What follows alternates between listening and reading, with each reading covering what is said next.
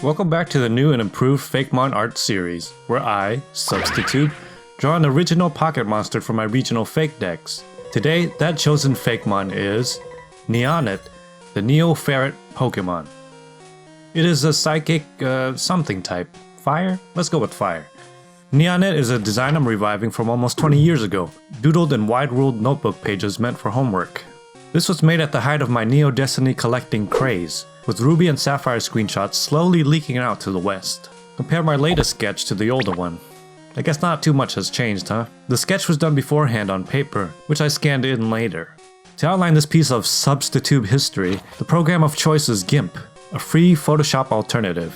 What can I say? I'm a creature of old habits and shallow pockets. I used to rely on the path tool heavily in past videos, but have since bought myself an XP Pen drawing tablet. Strokes don't have to be perfect by any means, but I'd rather have smoother lines sometimes than what my own caffeinated hands can produce. The midnight brush settings at the moment are what's displayed on the screen, recommended by friend of the channel Montamer KC. The relevant links will be in the description.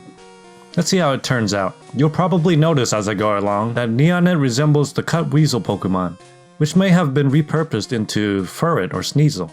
Surprisingly, this isn't too far off from the actual inspiration. Neonet has traits from Furret, Linoone, and Espeon, making its design what it is today. A bit of Digimon, throw in this ferret ball toy from the discontinued KB Toy Store, and we'll have ourselves a mystical weasel, envisioned as an Alpha Ruin resident.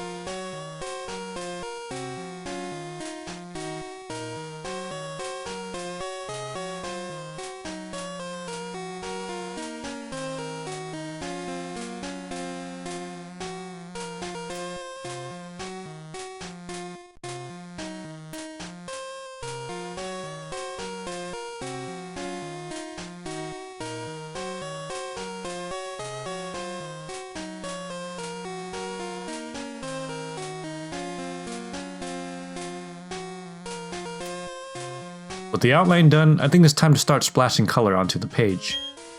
I found a tidier way to do this, by the way. First, we use the fuzzy select tool to select all the blank spaces around the subject's outline. If there are any gaps in the outline revealed by the tool, I'll have to fill it in manually and try selecting again after. I then grow the selection by a few pixels so it pulls in tighter to the outline. Inverting this selection now selects everything inside the outline. We're going to want to keep this selection active going forward. It behaves as a barrier to ensure that the color we color stays inside the lines. This is way better than finding out later that you have a splotch of yellow or something coming out of an elbow, ruining the transparency. With the selection still in place, let's lock the outline from further changes and make a new layer below it. This first layer will be all white, filled in with a bucket tool. We now have the first base color. I'll pop in a new layer for fur, which I picture as golden. Not too yellow, almost olive in fact. Highlights are easier left uncolored at this point. We'll use intermediary color to blend it in a bit better with our base color. For shadowing, rather than using the burn tool which turns everything's kind of blackish, I now manually choose the darker color. The eyes can also be golden. The markings dark brown.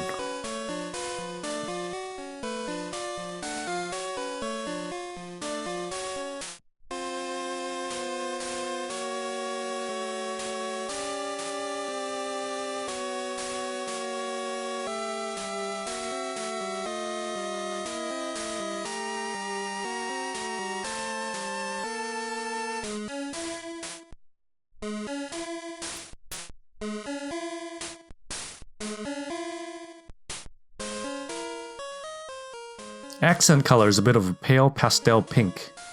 This color will go on the underbelly, the eye mask, and the wispy paw tips.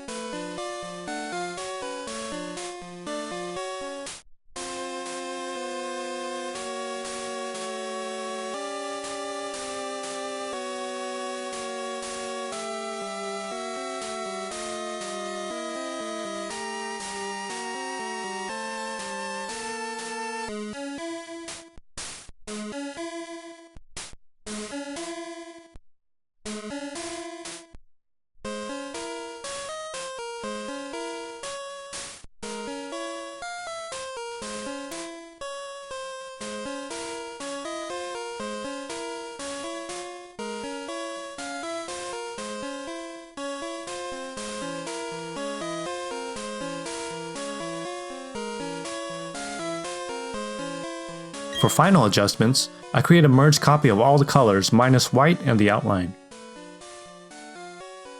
This so I can freely alter the hue, saturation, color temperature, and brightness until satisfactory.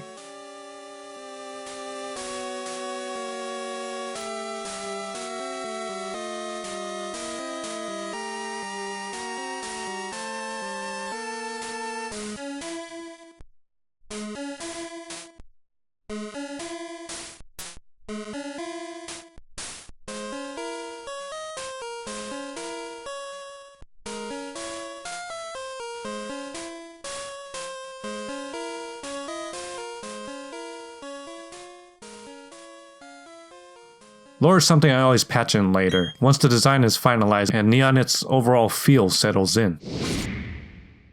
Neonet. They are often found in ruins, lighting torches to illuminate passageways for ancient humans who have yet to return. They amuse themselves in the meantime by forming telekinetically contained balls of fire, playfully pushing it up and down the stony steps. When domesticated, Neonet comfortably wraps around the neck of its trainer like a scarf. Special thanks to Montamer KC and Green GB Color, fellow Sugimori style artists who've inspired me to give this series another try. They are super skilled at replicating this art style, and have been active supporters of this channel for a while. Links to their social media will be included in the descriptions as well. For more art and Fakemon related videos, check out the Let's Make a Fakemon playlist on my channel, and if you haven't already, become a Substitube subscriber. I'll be seeing ya.